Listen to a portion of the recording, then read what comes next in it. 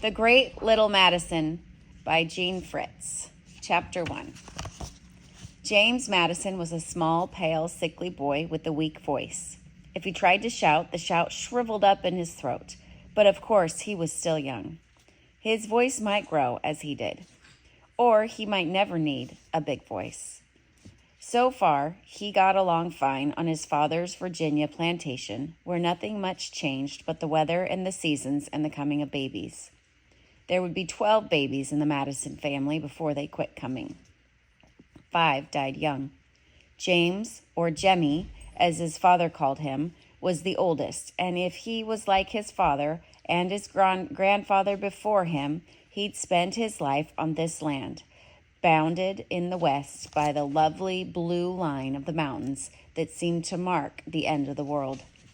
In 1760, when 9-year-old James helped his father move the furniture from their old house to the new brick one that looked square at the mountains, James understood that this house and the 5,000 acres that went with it would one day belong to him. James loved this place, particularly the trees. The grove of walnuts where he played with his brothers and his sisters and the black children who belonged to the plantation. The 2 tulip trees that were so much alike. They were called the twins. And his favorite, the red buds that turned themselves into pink froth every springtime. Still, he knew that there was more to the world than his father's 5,000 acres. More than was contained in his own Orange County, or in Virginia itself. At 9, he was reading, and although he had always asked questions of his own, where do the red birds fly in the winter? He was discovering in his father's library questions he would never have thought of asking. His father had 85 books, and by the time he was 11, James had read them all. They had titles like The Duty of Man, The Employment of the Microscope. There was one on cold bathing, one on children's diseases. He may have been especially interested in the diseases, for he was sick a great deal. All his life he suffered from fever,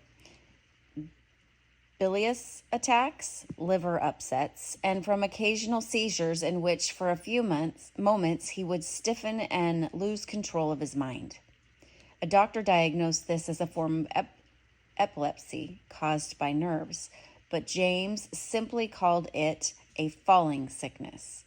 In any case, sickness didn't often keep him from reading. Nothing ever would. But here he was, 11 years old, and there was not another book in the house to read. So Mr. Madison sent him off to a school in a neighboring county where he had all the books he wanted. He learned French so he could read books that were written in French, and he learned Latin and Greek so he could find out what men thought hundreds of years ago.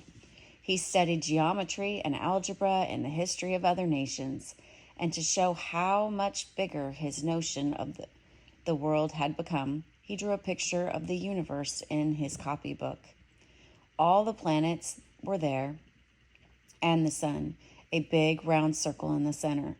Then, in order to give his universe a more friendly look, he gave the sun a face, eyes, nose, and a mouth that was almost ready to smile. Best of all, however, was his teacher, Mr. Robertson, who raised all kinds of questions. Were there people on those planets? And made his pupils use logic and reason when they spoke. He couldn't make James speak any louder, but he did make sure that when he did speak, he had something to say. James stayed at Mr. Robertson's school until he was 16 and would like to have stayed longer, but his father called him home. A new minister, Mr. Martin, was living with them now, and he would teach James along with the oldest of his brothers and sisters. At the same time, he would prepare James to enter college. The College of New Jersey, Princeton, was the place Mr. Madison and Mr. Martin picked. Most young men in Virginia attended the nearby College of William and Mary, but that wouldn't do for James. Too much drinking and partying at that school. Besides, the climate was not healthy. In the summer of 1769, when James was 18 years old, he set out on horseback for New Jersey, accompanied by Mr. Martin. He didn't look old enough to be going to college, although actually he was older than most. His face still had the young, unset, waiting look, and he was little, at 5'6".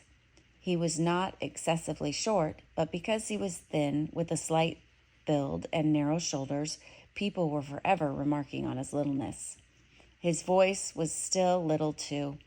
Moreover, he was shy. Only when he knew a person well did he speak of what was going on inside him. He did know Mr. Martin, so he would not have been afraid to show his excitement, particularly when he reached Philadelphia. He had known, of course, that Philadelphia was the biggest city in the country. But how could he have guessed that the bigness, the busyness, the importance of the city would give it such a throb of life? This was obviously where things were happening. This is where life was running at full tilt. In its own way, the college at Princeton was also exciting. People were asking questions that struck at every core of life. What is government? What is man? Because James was ahead of the freshman class in his studies, he entered as a sophomore. And perhaps this was the happiest year of his college life. He made close friends, devoured books as if he couldn't get enough of them, and joined in student fun, putting greasy feathers on the floor where fellow students would slip on them, setting off firecrackers in newcomers' rooms, and eyeing girls through telescopes. And for the first time, James felt caught up in the affairs that were affecting the whole country.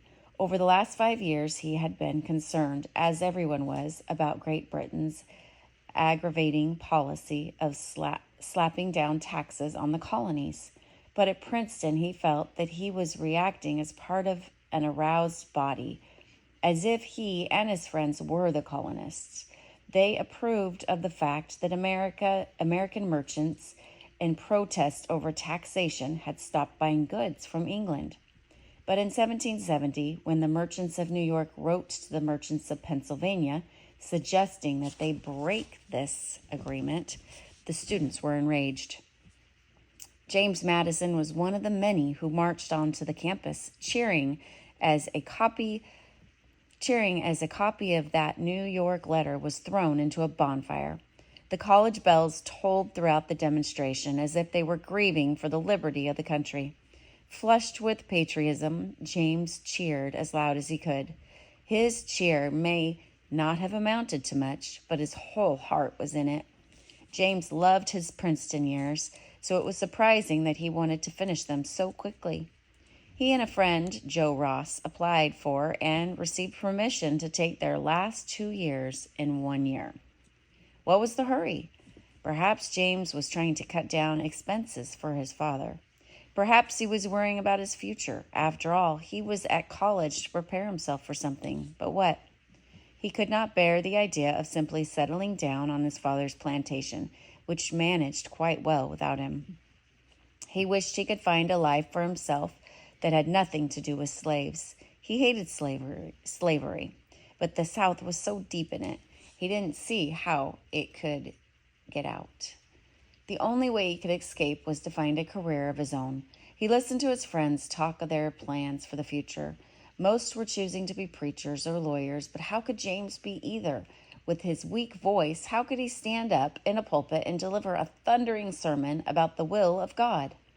How could he speak out in a courtroom and convince a jury that he was right? Besides, he didn't want to.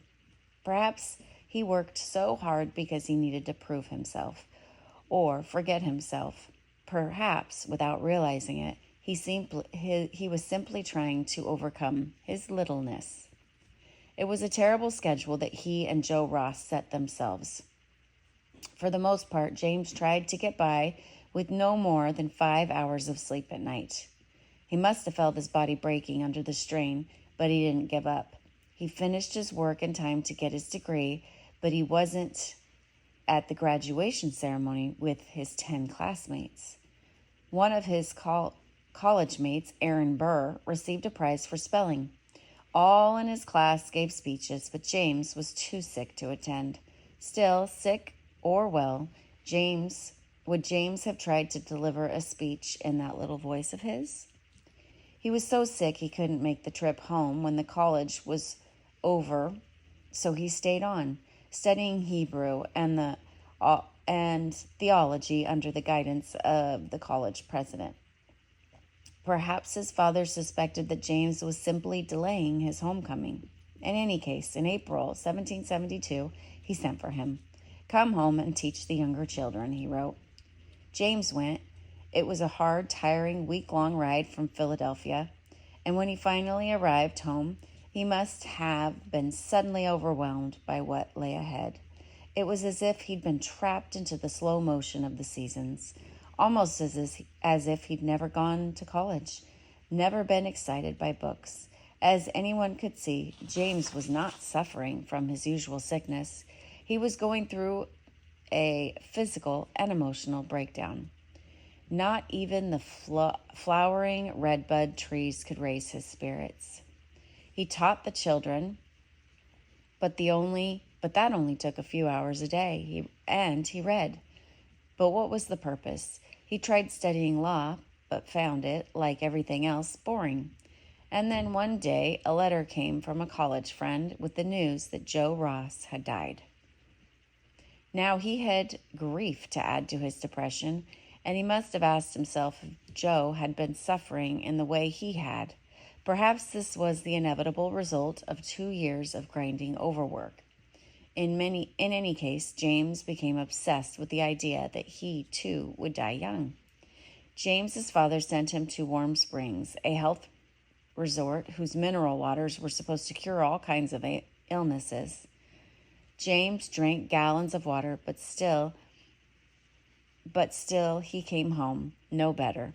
His doctor advised more exercise. "Go outside and ride horseback," he said. And actually, this did seem to help.